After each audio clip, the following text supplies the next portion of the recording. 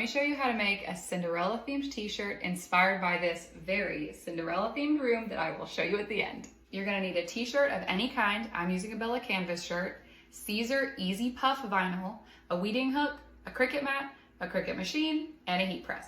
Okay, here's our design. We're gonna click make it. Then we do want to cut on a mat and we want a mirror.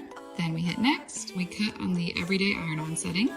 Okay, so while I'm getting that cut with my Cricut, I just want to show you a couple other really cool spaces in this home that we stayed in because the attention to detail was a 10 out of 10.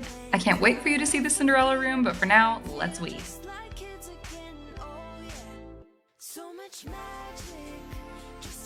Preheat to 280 degrees for 8 seconds. Then preheat your shirt. Place your design on your shirt. Lay down a protective layer. Then press, reveal, and peel. And here she is in all of her glory, the Cinderella room of this beautiful Loma Homes house.